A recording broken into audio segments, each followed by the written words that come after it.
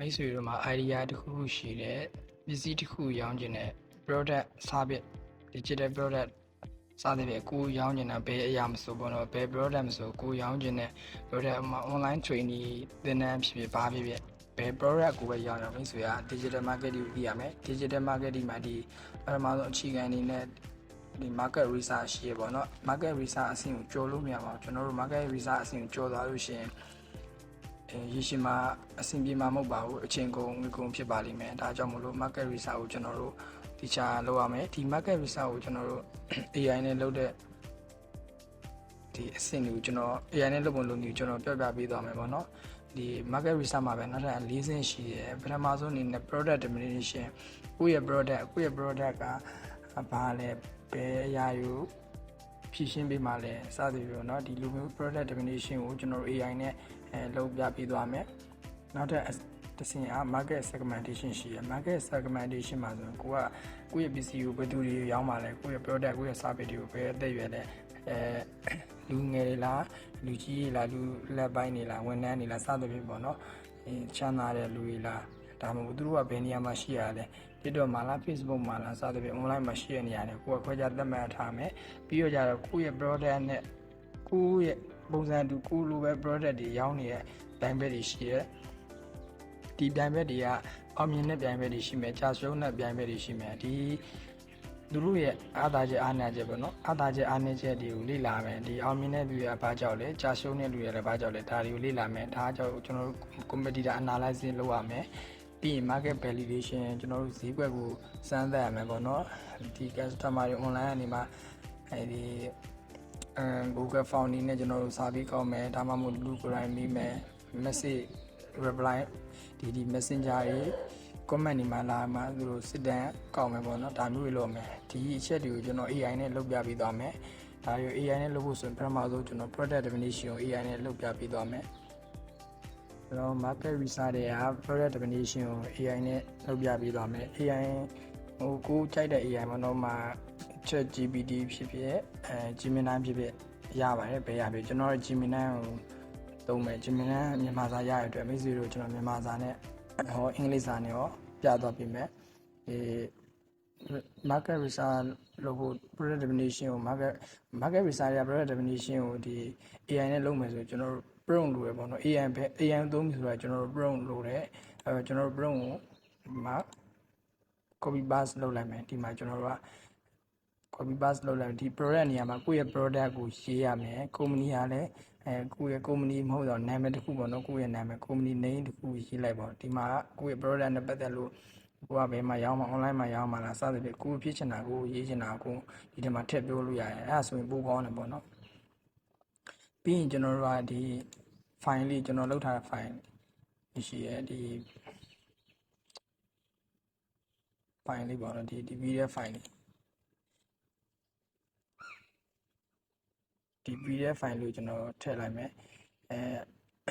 အားပြီးလို့ရှိရင်ကျွန်တော်တို့ဒီ product ဒီ company additional information မှာကျွန်တော်ထည့်မယ်ပေါ့နော်ကျွန်တော်တို့ဒီမှာကျွန်တော်ရဲ့ဒီ product နမူနာကျွန်တော် AI နဲ့လုပ်ထားတဲ့ဟာဒီ AI ကိုသိအောင်ပေါ့နော်ဒီပုံစံတိုင်းထုတ်ပေးပါလို့သိအောင်ကျွန်တော် AI ကိုဒီ reference အနေနဲ့ကျွန်တော် PDF file လေးထည့်ထားလိုက်မယ်ဒီမှာ prompt ဖြစ်တယ် prompt ကတော့ကျွန်တော်ဒီမှာအင်္ဂလိပ်စာနဲ့အရင်ဆုံးပြထားတယ်ဒီမှာ product နေရာမှာကိုကဘာရောက်မှာကျွန်တော်ဥပမာပြ solar မီဒီရောင်းမှာလား solar မီဒီဆိုကျွန်တော်ဒီမှာ product name နေရာမှာ solar မီဒီထည့်လိုက်တယ် solar led ဆိုထည့်ထားတယ်ဒီ company နေရာမှာတော့ electric uni ဆိုထည့်ထားတယ်ဟိုနမူနာအနေနဲ့ပေါ့နော်ပြီးဒီမှာ additional information မှာကိုကြိုက်တဲ့ကိုဖြစ်ချင်တာပေါ့ဟိုကုန်ရှိပေါ့ကျွန်တော်တို့ TikTok ကနေစစကူရောင်းမှာပေါ့TikTok မှာကျွန်တော်တို့မှာ store မထားသေးပဲねအရင်ဆုံးဒီ content တွေပဲ educational content တွေပဲ TikTok မှာတင်မယ်ပေါ့နော် solar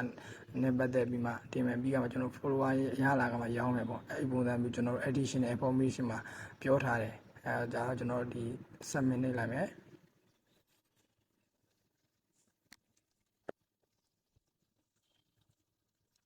ရှာပြီဒီမှာ response ပြန်လာပြီ product definition ကျွန်တော်တို့ product definition ရကျွန်တော်တို့ရောင်းမဲ့ product ရဲ့ဒီမှာဒီ response นี่ပြန်လာပြီပေါ့နော်ဒီမှာ title ရှိမယ်ကိုက solar LED light solution ဖြစ်တယ်ရောင်းမှာလား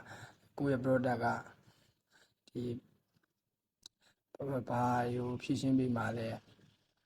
ကိုယ့်ရဲ့အားသာ product ရဲ့အားသာချက်တွေပါရင်လည်းဘယ်သူတွေကိုရောင်းမှာလဲပေါ့နော်စသဖြင့်ဒီမှာ reply ပြန်လာ response ပြန်လာတယ်ဒီမှာ तू ကဒီ TikTok အတွက်ဆက်စားကိုကျွန်တော်တို့ဘယ်လိုcontent တွေကိုလုပ်တင်လဲဆိုတာကို तू ကထပ်ပေးထားသေးပေါ့နော်ဟုတ်ကဲ့ပါဒါကကျွန်တော်တို့ product definition ကို AI နဲ့လုပ်တဲ့နည်းလေးဖြစ်ပါတယ်ဒါကိုမြန်မာစာနဲ့ကျွန်တော်နောက်ထပ်ပြပေးသွားမယ်မြန်မာစာနဲ့ဆိုရင်ခဏဒီ prompt ပေါ့ကျွန်တော်မြန်မာစာနဲ့ပြောင်းလိုက်ပါဒီ prompt ကိုမြန်မာစာနဲ့ပြောင်းလိုက်ပါပေါ့နော်ဒီစောက prompt ကအင်္ဂလိပ်လိုရေးထားပါတော့ခုကမြန်မာလိုပြန်ထားတာဒီမြန်မာလိုပြန်ထားရလဲဘာမှမခက်ဘူးကျွန်တော်တို့ဒီ Gemini မှာပဲ translate လုပ်ခိုင်းလိုက်တာပေါ့နော်ဒီမှာ prompt အနေနဲ့ထည့်ထားတယ်ပြီးရင် သူက response ပြန်လာတယ်ကိုယ့်ရဲ့ထုတ်ကုန်ကမှ solar LED lighting solution ဆိုတာကိုယ့်ရဲ့ company နာမည်ရေးပေးတယ်ဒီမှာအဓိကရည်ရွယ်ချက်ဘာပြဿနာကိုဖြေရှင်းပေးတယ်လဲကိုယ့်ရဲ့ media ပေါ့နော်လျှက်စစ်မီအားကရှော့ချပေးတယ်တဘာပတ်ဝန်းကျင်ကိုလည်းထိခိုက်မှုနည်းပါးစေတယ်ရေရှည်တည်တဲ့ solar မီဒီများဖြင့်အိမ်နဲ့အပြင်ဘက်နေရာများကိုအလင်းရောင်ပေးတယ်ဒါကိုယ့်ရဲ့ product ကဖြည့်ရှင်းပေးတဲ့အရာပေါ့နော်ဒီမှာအဓိက3ချက်ပါတယ် solar ဆိုရင်အားသွင်းစနစ်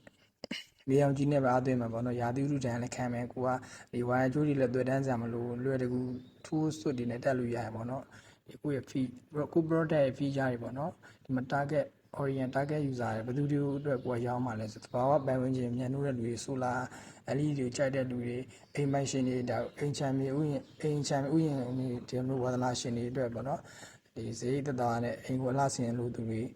ဒီလိုသူတွေကျွန်တော်တို့ရောင်းပါပါကိုယ့်ရဲ့ဒီ product ရဲ့တန်ဖိုးပေါ့နော်အခြားရွေးစရာများတဲ့ဘာကြောင့်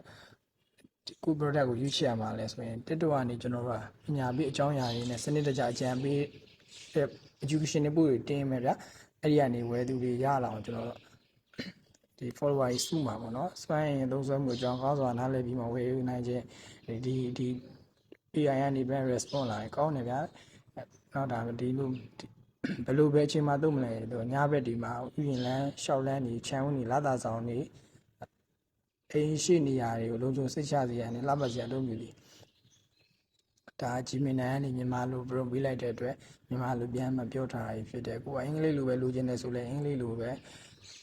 လေးရတယ်နောက်ထပ်သူကထပ်အပိုးအနေနဲ့ပြောထားသေးတယ်ဒီ TikTok ကနေမှာဘယ်လိုရောင်းမလဲဆိုတာကိုယ့်လက်ထက်မှာ store မထားဘဲနဲ့ဒီ follower အမှဆုံးတိဆောက်နေတဲ့တိဆောက်ရမယ်ပေါ့နော်အဲ့ဒီလိုတိဆောက်ဖို့ဆိုရင်ပညာပေးဗီဒီယိုတွေတင်ရမယ်ဆိုလာမီလုံးဘယ်လိုလုပ်တာလဲဘယ်နေရာမှာတက်ဆင်နေတာလဲဘယ်လိုမျိုးကအိမ်ကိုပို့ပြီးတောက်ပစရာလဲဆိုရယ်ဗီဒီယိုတွေတင်ပါတဲ့ပြည့်စင်မီကုန်ကြစေတက်တာပုံဆိုလာမီဒီ3ချင်းနဲ့လျှက်စစ်မီတာကဘယ်လောက်ထိတက်တာနိုင်လဲဆိုတာဒါတွေလည်းတွက်ချက်ရတယ်ဒီလို education နဲ့ပါတဲ့ post တွေ content တွေတင်ရမယ်ပေါ့နော်ကိုကဒီ follower တွေ audience တွေကိုကကြွကျင်တဲ့သူတို့ရဲ့စိတ်ထဲမှာကိုကယုံကြည်ရဆုံးဖြစ်အောင်လုပ်ရမှာပေါ့ဒါဆိုရင်တို့ကကျွန်တော်တို့ယုံကြည်လာလို့ရှိရင်ကျွန်တော်တို့ရဲ့ product တွေကိုဝယ်နိုင်ပါတယ်ကိုယ့်ရဲ့ brand personal brand အနေနဲ့တည်ဆောက်ထားမယ်ဆိုရင်ကိုယ့်ရဲ့ပစ္စည်းတွေကိုရောင်းအောင်မှာဖြစ်ပါတယ်ဟုတ်ကဲ့ပါဒါကတော့ market research အဆင့်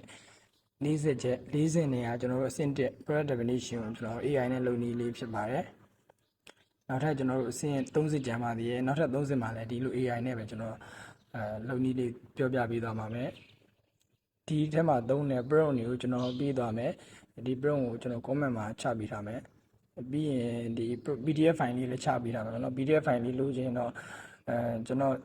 ဒီ CV မှာလာတောင်းပေးပါပါเนาะဟုတ်ကဲ့ပါအားလုံးကျေးဇူးတင်ပါတယ်